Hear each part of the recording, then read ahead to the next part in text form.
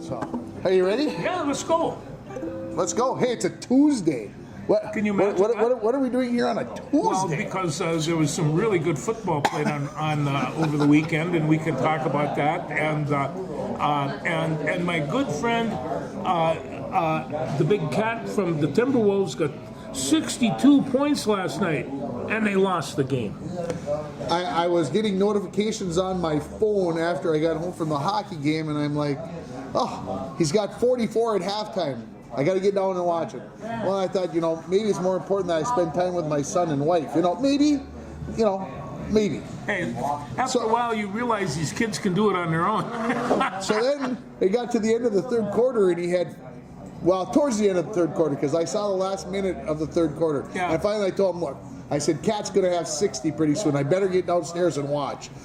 So he pretty soon had 60 and only ended up with 62. And as you mentioned, they lost. And then the coach freaked out on him for being immature and not playing defense as a team and all this other stuff when they lost to a team that's 22 games under 500. Well, you have to figure out that defense has something to do with it. And right now, everybody's screaming that Rudy is the finest defensive player since store-bought bread. He's pretty good. Yeah. The one thing I noticed last night watching the fourth quarter, he gets his hands on a lot of balls. He doesn't try to grab them with two hands. And he loses a lot of them. He's just tipping them.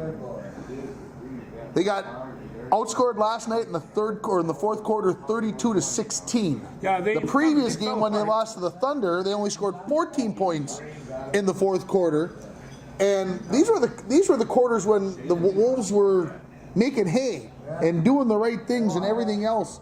So I guess maybe butt chewing from the coaching staff and a wake up call maybe is necessary in this case. Meanwhile, Joel Embiid. Joel Embiid. 72 points. 70, yeah. That's a nice night too. And I thought when Cat got to 58, he was going to go over 70. Easy, I figured. He was going to get to 75, I figured. Well, Embiid is on the edge of breaking Wilt Chamberlain's franchise scoring record. He's probably got a good chance to do it. I don't even know what it is in a season. I know he broke the single game record. Yeah, Wilt had it at 69 when he played with Philadelphia. He scored 100, not when he was with Philly, or at least with the 76ers, they're saying. So it was a crazy night, and Isaac Asama from Cherry went over 3,000 points last night. So apparently it was a numbers night on a Monday night. Well, there's just great things going on with basketball right now, and especially high school basketball. There's just some really good basketball being played. There's some great hockey and wrestling as well. But we have the opportunity this weekend to see a real genuine prodigy come on out and play. And this is Chloe Johnson. That's 2 o'clock Saturday at Fallside Gym, right? Correct. And she's really remarkable lady. They did I don't know if anybody saw it, about a 5-page issue on her. And the Star Tribune. In the Star Tribune. On Sunday. Chip Scoggins was outstanding. He usually is. Did a good job. And so, Chloe Johnson suffers from obsessive compulsive disorder, which came out from a really, really young age when she was diagnosed with a selective mutism, which with selective mutism kids, they don't speak very much at all. And so she's evolved into this, and only about 4 years ago did she really kind of get hooked up. And with this obsessive compulsive, she has to find something to focus on, or they just reach a point of total anxiety. And so they found basketball, and so if she plays basketball 4 hours a day, and she practices her skills a couple of hours a day, for her, it's not just a game, although she says she knows she loves the game. This is therapy for her, and without it, her parents say that they're not quite sure exactly what they would do. She's had excellent training, she's had excellent coaching, and her her grandfather and her grandmother are the Doties, and I played football with Gary Doty at UMD back in 1967, and then he went on to be mayor of Duluth for 12 years. So the Doties, and and the Doties were great. When Gary was in college, he had this girlfriend. Her name was Marcia, and Marcia's now grandma, and they raised all these kids. But they look at Chloe as being somewhat of a miracle. But obsessive compulsive people also have some incredible skills because they're able to focus. She's a straight A student. She will sometime be so articulate that it'll make us look like babbling idiots. She's got a long ways to go. She's 14 years old. She's got every major college in the country looking at her. Last year at AAU, she went down to Iowa and played AAU, and she was playing with Division I ladies, and she scored 40 points. So she's a phenomenon, and we're just not going to see many people like Chloe Johnson come into our gym. I am looking forward. If you doubled up the price on those tickets, that'd probably be a good idea. Might not be a bad idea to raise the price. We're just not going to see somebody like her every day. I was going to tell you, go on to the Star Tribune and download the article, but George did a pretty good job of explaining the highlights. I'll do it this way. Uncle Paul told me that it was there. Yeah. Sometimes I read the paper on my phone on Sunday. Some days I don't. We actually had the day open on Sunday, so I had some time. When I got done reading the article, I walked upstairs and gave it to my wife to read because I was, what's the right word? I was compelled to share with other people about the story. And when you have a mental illness like obsessive compulsive disorder, and I've worked with some kids that have had this, and it feels a little bit strange when you get around it, but I do know the focus and the amount of creativity that can come out of people with obsessive compulsive disorders if they don't let the behavior get too far. And she communicated with Jake Sullivan from Tartan High School, who's the leading, if not still at one time, the leading scorer in the state of Minnesota. And he also had obsessive compulsive disorder, and he give her little techniques like when you're getting really stressed out, thinking of getting a problem, throwing it in a garbage wastebasket and covering it up. It's gone. And just little day-to-day techniques that the rest of us could use as well. We're all a little bit obsessive compulsive, especially old football coaches. And I'm not trying to be whatever, but it's nice when your parents will build you a gym.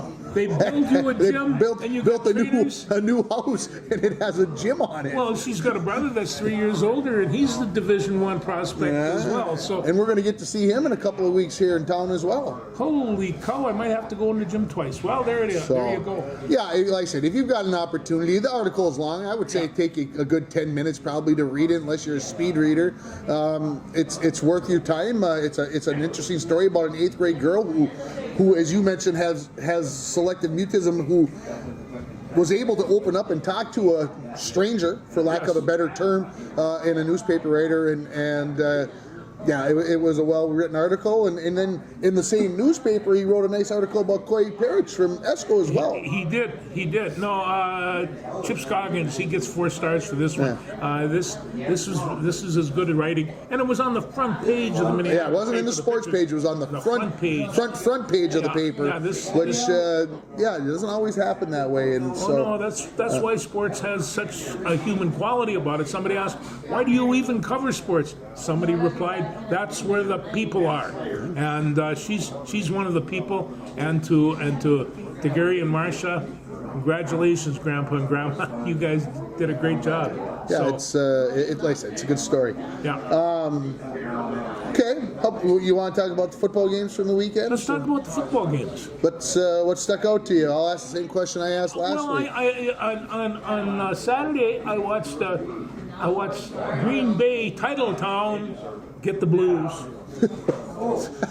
and they, it's one of those things where you have that nightmare that you're reaching out and you're just almost able to touch it, you're almost able to get there. Down it goes. It was the second game of the day, right? And Tim was Tim had it. So at halftime, I went to bed. And I put it on my phone. Yeah. And I set the phone on my nightstand, and I went to sleep. I woke up 2 minutes remaining. They're just coming out of the 2-minute warning. And, of course, I see the score first. I don't know where San Francisco's got the ball. The first thing I see is the score, and I'm like, you've got to be kidding me. They're going to win this game? Well, then San Francisco was on like the 17-yard line, 18-yard line, and, of course, they scored on the next play or 2 plays later with McCaffrey running into the end zone to take the lead. And then, Jordan Love made a bad decision, and he'll learn from it, and all the other stuff. But he still had lots of time left in that football game. He did not need to make that throw, and he'll learn from it. Yeah, he did. So, that was the ball just went up just a little high, and you could see it had pickoff on it all over it, and it's just. You got to throw that one away. You do, but I'll tell you, it was a great football game, and when you see it going, I mean, I like, there's some. So do I have to believe that Green Bay is better than I talked about last week? Oh yeah, Green Bay had to make a little bit of a believer out of us. We put them at the bottom of the heap because they're the Green Bay Packers. That's why we put them at the bottom of the heap. Yeah, no, that other guy left and they didn't have anybody. What? I don't remember. They had another guy. I don't remember his name because Aaron something. Yeah, Aaron's Dipstick McGovern or something. Yeah. Okay, and the other real crusher was, of course, Detroit and Tampa Bay were a great football game, but you're going to go into Detroit. That crowd in there was ravenous. They're thinking 1957. Most of them weren't born yet. True. They were crazy. And everybody that was at the 1957 game were gods in that place. The karma was incredible. Aiden Hutchins was just absolutely amazing. I knew. I thought about this when he got that sack in the first half, and they didn't block him. And I'm going to say, George is going to say on the show next week, he's going to say, I love Aiden because he got. Well, hey George, me and you could have gotten that sack too, because if nobody blocks me, I can run on a beat and anyway. So the best offensive line performance I have seen in a long time, maybe ever, was 77 Frank Ragnow. He had 44 snaps. He had 1 rush pass, and he has an all-pro nose guard on top of him. Looks like a mountain. Did he get hurt for a play or two? His knee was busted up, and he got off the field. He was screaming and shouting. They wrapped it up. They tossed it. I might have been taking a nap during that time. And the first thing they did after they put him back in, that offensive line pulls all the time. Center, both guards, they have just all kinds of people rushing around the edge. And he's leading the pull. And I'm looking, I'm thinking, 10 minutes ago, he could barely walk. He is one tough. You wonder what they do in that blue tent, don't you? No, I don't even want to know. It sounds like it's not North Dallas 40. I'm not saying that. Come on now, don't be that way out there. Okay, and then we go to the next game, and I was kind of pulling for the Bills because, well, Kansas City's just done this too many times. Somebody said that to me Monday morning, that they were also pulling for Buffalo, and I said, I can't pull for Buffalo. And they said, why? I said, because if they get to the Super Bowl and win it, then Minnesota's the only one that's lost 4 Super Bowls, and not Buffalo. Well, it's not. But they couldn't get to the Super Bowl and lose and be 5, and then the Vikings would be better off. Oh, that's real pure rationalization there. Yeah. Anyway, that kicker missed it by that much to tie it up, and it was just you could feel the air coming out of that stadium as much as you could feel anything there. Because it was so damn cold. And then you go take a look, and the number one fan, of course, is Taylor Swift, and right behind Taylor Swift is Ryan Kelsey, 305, 310 pounds with his shirt off. Look gorgeous. With a can of beer in his hand, and just like, he's no kid. He's 36 years old. He knows what he's doing. And what he was doing was celebrating life. And having fun. He was having fun. Mingling amongst the fans. He was just absolutely amazing. So, but I had to admit, the game was fantastic. And Baltimore and Kansas City, there's nothing the matter with that game. And there's nothing wrong with San Francisco and the Lions. There's nothing the matter with that. So if we just, as long as we're there, who you picking on that San Francisco Lions? We talked about San Francisco last week. I'll stick with San Francisco, and right now we didn't talk about the Baltimore game at all, but they just, I don't know what the right word is. It's almost like they like a boa constrictor. They just take the life out of you. They just squeeze you, and all of a sudden you feel like you're in the game, and then all of a sudden you're down 3 touchdowns. Well, the one thing I want to ask is how good a quarterback is Lamar Jackson? How good a quarterback is he, or how good a football player is he? Well, he's a good football player. To me, when I think about a quarterback, I think about the quarterback throwing the ball. So, okay, when you talk about Josh Allen, he's a good quarterback. Okay, he's not a great quarterback in my mind because he does a lot with his feet, and I'm not saying that that's wrong. Don't start judging me. But he's more of a running quarterback. Oh, I like that. When I think of a quarterback, I think of the guy who turns around, hands the ball off, and chucks the pill. That's what he does. So if you're going to look at that, I say Patrick Mahomes, who does use his feet some. Okay, what he does with the ball is pretty good. Lamar Jackson is good. He does some of those other things. The one thing that I've noticed in these playoff games is the quarterbacks throwing the Patrick Mahomes ball, the throw on the sidearm, reaching around people, and I think before Patrick Mahomes started doing that stuff and quote unquote getting away with it, making it happen, quarterback coaches were having coronary fits if somebody threw a ball like that. You can't throw the ball like that. You got to stand in the pocket. Boo, the old whatever. I think now Mahomes has made it kind of not cool, but okay to throw the ball like that, and coaches are letting others be creative. These are all play action passes that they're starting with, and that just adds a little bit more action to it. But there are times that you don't want to go over the top because there's a guy 6'7" that's going to stuff it right down your nose, and if you can get it, and I think that's where the sidearm. Well, the sidearm does possibly keep the guys down too. I mean, there's no doubt. So are you taking San Francisco? I have to. I'm pulling for Detroit, but San Francisco is just a great team. There'll be wailing and gnashing of teeth if the Lions win on Sunday. I will say at 809 6th Street. I will be displeased. I'm going to say that. I won't. I will not cheer for the Motor City Kitties. I won't. Don't try. You can try to make me, Jordan, but I won't do it. Well, I talked to my source down in the valley, and I says Big Frank had his best game yet. Might be the best game I've ever seen him play. What I should have said was, it might be the best game I ever seen an offensive center play, because he was that good. And so I take a look, and I've been hooked up to Detroit for a couple of years because of my friends down there and their connection with Frank Ragnow. And so I knew that they were going to be good. I did not know that they were going to be in the NFC Championship game, and here they are. And everybody keeps telling me, but they're in the NFC Central. It's like, would you pull for the Kansas City Royals if they were in the playoffs? That worked very well till that Green Bay Cowboy game, and that was that kind of chopped the heck out of that. And NFC North is a pretty good conference. Now, if the Packers were taking on maybe the Raiders or somebody, I might pull for the. I'll admit, back when Favre in the '90s, I pulled for the Packers to win just because that's what you're supposed to do, the NFC. But I've matured and found out that I can't. You can't do that. No. Can't do it. I can't. Well, what can I say? Okay, so we go back to that other game then. Yeah, Kansas City and Baltimore.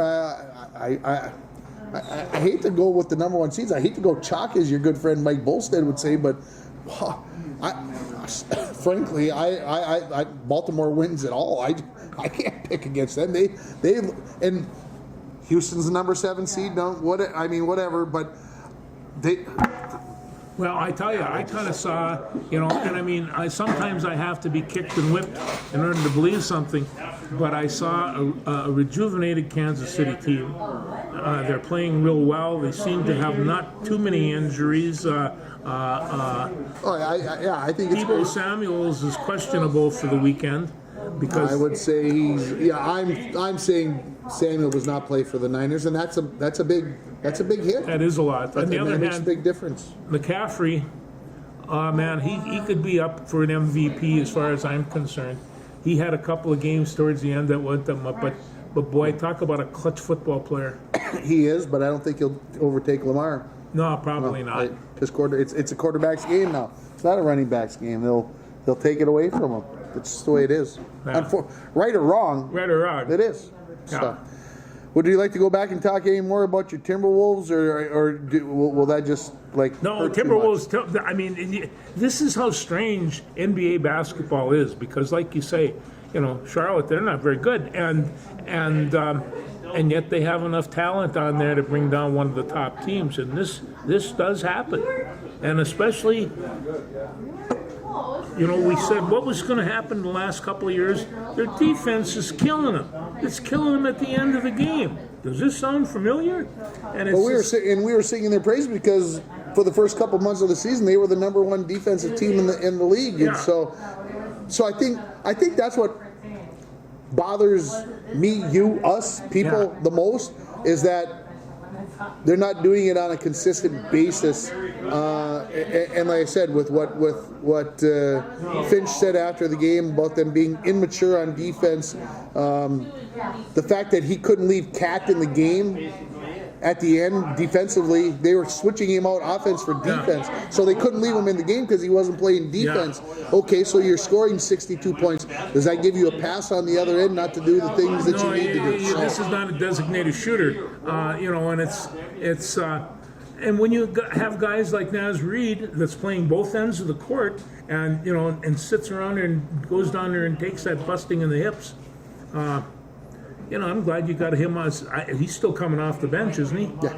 Yep. So these guys are good, and Conley, didn't play last night. No, I think he's been busted up a little bit, and he's the cement that holds that team together. And you just wonder if that had something to do with the falling apart a little bit last night. I don't know. I watched the fourth quarter, and I was. You could feel the momentum slipping away, and they were at home. And they were at home. And that shouldn't happen at home. So, am I ready to throw the baby out with the bathwater? No. These Mama said there'd be days like these, and they'll happen. You are, and it's and the other thing is that the coach goes over and picks on the superstar. So what happens? Well, everybody else listens, and you go pick on the superstar, and the guy down at the lonely end of the bench thinking if they're picking on him. Well, and even Jim Peterson said during the broadcast last night that during the fourth quarter everybody went solo, everybody went rogue by themselves. Yeah. And pretty soon it was Anthony Edwards out on the perimeter, dribbling the ball between his legs and throwing up fall away Jays, and then he's dribbling it off his foot. And then Carl did a couple of things, and there was the one play where he got fouled and they didn't call it a foul and they called him for a travel or whatever, and you kind of look at it going, he got mugged, and I thought he was going to get teed up. He would not give up on the official, and I thought he was going to get teed up and cost us the game. One of the things we used to teach about basketball is pass the ball around 3 or 4 times before you take that shot. Get that defense moving. Boy, I see a lot of get the ball to me, take one shot to the inside, and even a guy like Anthony Edwards who can shoot that shot, maybe that's not the shot you should be taking. Yeah, I think that's where, try to move the ball around so you can see what happens. Carl Anthony threw 3 quarters last night, 10 for 12 from three-point land. Jesus, think about that. Well, then I know he missed 3. It might have been 4 attempts, all 4 attempts in the fourth quarter.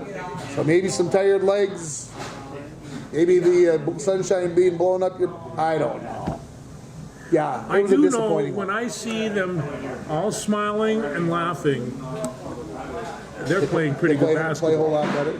And I think that Naz Reid kind of projects that a little bit, and so when he comes off, but if he's coming off and he's grabbing and then there's nothing working over there. And Conley, like I say, he's the master of that team, and if he's playing, they're a lot better team. I agree. Yeah.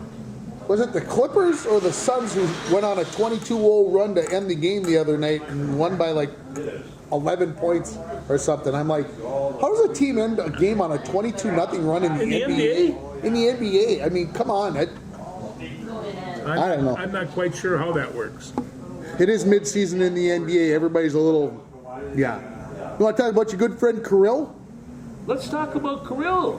And his hat trick and his scoring streak that he's on? He did that last year, too. Remember, he just went on a holy tear and picked up... A holy tear, yeah, I like that. Yeah. And so if he can continue doing that, it provides a bit of a spark plug to that Wild. They play again tonight. They play against Washington tonight Yeah. as our good friend Ovechkin comes to town. Somebody was telling me last night that they didn't think Ovechkin had 10 points, 10 goals yet this season.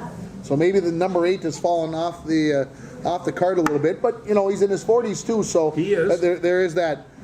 They had a stat on during the game the other day about Kirill that in the last 10 games, he had multiple points, I believe, in 9 of those.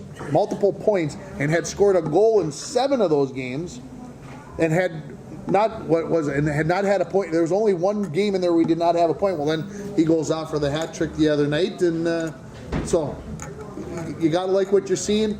Gus Bus looked a little bit better in the goal than his first 2 coming off of the injury, so that helps as well to maybe get things pointed in the right direction again. So what's Kaprizov's contract like? He gets $9 million a year. Well, and for how long? I think he's got 4 more years on that. 4 more years in this? I think it's 3 or 4. Nine. Jesus, sounds like my starting pitching salary. Eli asked me the other day, how much does Kirill make? And I said, geez, I think it's $6 million, but let's find out. And I went on to my phone. He signed a contract, 5 years, $45 million. So he's averaging, gets $9 million a year. If he puts the puck in the net, he's worth every cent. You're absolutely right, and he provides just an awful lot more. Every than just ruble. that scoring. Every ruble. Is that what it is right? Russia? In Russia, a ruble? They're Ruble, yeah. And ruples aren't worth a rip these days, but dollars are. So The dollars are. The dollars are. The Edmonton Oilers, I don't know what happened. I don't know if they played last night or if it's tonight, but were on a 13-game winning streak, which is the longest ever by a Canadian NHL hockey team. Oh, really? Yeah. Even the great ones, huh? Yes, that's hard to believe. Well, Montreal used to run up a whole bunch and then go to Boston, so that took care of that. There you go. And what did I see about Montreal? As long as you brought them up, they were like 3-10 at home over their last 13 home games. This is coffee for sure. So, anyway, anything else you want to? I want to bring up the fact that my good friend Noel Bailey was they named a gymnasium at him at Aiken High School, and he's a fine man and a great coach, and they're all in the Hall of Fame. I went down there. There were so many Hall of Famers walking around. I says, I'm not in the Hall of Fame. I'm at the Hall of Fame with these guys. They just were. Yeah. But those people at Aiken, including Mr. and Mrs. Baker and the Baker boys. That's Jen Baker's mother and parents, all from Aiken. Great bunch of people down there. I had a good time. Good. Wrestling was superb. Staples is coming off a really, really good team. They have 2 seniors, and right now they're ranked fourth in whatever single A, but they're a very good team, just like teams of old. So. Well, you mentioned the HOF words, Hall of Fame. Yeah. And the clock up on the wall says 4:47. I know is that right? Let me check here. See what my phone says. It's 4:42. In 18 minutes or so, they're going to announce the 2024 Baseball Hall of Fame inductees. Is your good friend Joe Mauer going yes. to? Yes. I think he is. He's just, and I mean, talk about a St. Paul favorite son. I mean, David Winfield and all the rest of that. But Mauer, Cretin High School, clean cut, All-American, blah, blah, blah. There was a time when he was in high school that he tells his story. He never struck out, save once, against a pitcher in Anoka. And the pitcher got him on like 5 strikes. And he says, I walked back to the bench. The guy was incensed with himself. They were screaming, shouting, everybody. That's the only time Joe Mauer ever struck out in high school. Think about that. Which isn't bad. and so when I heard that story, and of course Joe Mauer, I mean, what can you say? He not only tells the story, he's humble about it. So when you guys get guys that are in the Hall of Fame, and I'll tell you, most of the guys that are in the Hall of Fame suffer from humility a lot, and they are just good people. And like I said to a Hall of Famer, the reason they have Hall of Fames is because you're special. Simple as that. Well, no, you're special, and you have to acknowledge that. This is for your children, grandchildren, whatnot. But you are indeed. That's why we have Hall of Fames. So anyway, it was a great time being with a bunch of wrestlers. I'd be very surprised if Joe didn't get voted in today. I would be shocked. There probably would have to be an investigation on why or. Oh, his picture was on the front on the sports page today, and here was a picture of his rookie year. Oh, he looks so young, and and you remember, for his size, he was probably one of the best defensive catchers in the league. He not only, he never hit for power. I don't think that was ever his intention. I don't think so either. Because although we clamored for more home runs as fans. We did. I mean, we wanted more. Well, we did, but whatever he did, we wanted more of it. Yeah, right? but the kid was hitting 350, 360 all the rest of that time, and just had some great. Would have been interesting to see if he hadn't got hit in the head and the concussions and what impact that actually had on his career. I remember one video, it was a wild pitch. It went kind of between his legs and hit the wall, and he didn't even look, and he raised the glove off and caught it as it bounced off the back wall. And people just sat around and, how did he do that? He's watching the big screen. Yeah. I'm pulling for you, Joe. I hope you get in. You have it deserved. And people are saying, well, what about Tony O and some of the rest of these guys? And they have a point. But this guy is the epitome of the Minnesota Twins, or at least was for a good long time. So, and only played for them, never anywhere else. Just that's what he did. 3 weeks till pitchers and catchers. 3 weeks till pitchers and catchers. Now. Now I opened up a can of whoop. I think that, well, in case you haven't noticed, they're going to have to fill some pitching holes. And in fact, as long as they're having pitchers and catchers, they're going to have to come up with a catcher too. So, and maybe even two. Who's to say what's going to happen from next year? So it's going to be interesting from the get-go when these guys come out. You can just ask any baseball team. You can never have too much pitching. I think they think Louis Varland is ready to make the next step. They've got some guys who pitched a lot of innings last year, but were never really considered the number 4 or number 5 on the team. Yeah. So I think they feel like they've got some viable people. That is not to say that if somebody came available, they would not go after them and try to make something happen. But they're also not going to go out and spend $135 million on a pitcher. They doesn't seem to be running around doing that right now. So we'll see what's available. You don't see many teams doing it right now. It seems. Well, like you say, you're talking about the hockey players and how much money they make. Baseball players, basketball players, they make a lot more. They make a lot more money. More money. Let's talk about let's talk about some local sports a little bit. Yeah. What's this? The rumor I heard: the girls won a hockey game. No rumor. It happened. Broke that 60-game losing streak. See, we never had it with that other AD. Sorry, mate. But that. Yeah, the AD had all, and it was all up to the AD. All up to the AD. Yeah. No, what a team that. How do I put this? I don't want to overplay it, but who has persevered. I talk with Aaron Hall, the head coach, regularly, multiple times a week. There's been some tough days out there. I mean, when you've lost that many games in a row, trying to keep the chins up, the idea that a win definitely is possible. It's going to come at some point. It's going to come. You lose your starting goaltender. So you change the way you play the game. You become way more defensive. You start playing more in your zone. The team that they beat on Saturday, Prairie Center, a team they went down to Prairie Center and played 2 Saturdays ago, outshot the team 47-26, but lost 4-2. Went to Detroit Lakes on Thursday, and if I cannot be too whatever, the coach thought it was, if it could have gone wrong, it went wrong in Detroit Lakes on Thursday. So to see them come out and play the way they did on Saturday, and I got to watch, not a lot of it, but I got to watch some of it, enough of it to get a flavor. I got to see both goals. They win 2-1. Same girl scores both goals, top shelf, just right up underneath the crossbar, just 2 dandy goals. And then they only gave up 14 shots on goal, and that's really. Was this a home game? This was a home game when they won on Saturday. So they had 16 girls in uniform, 14 of those skaters.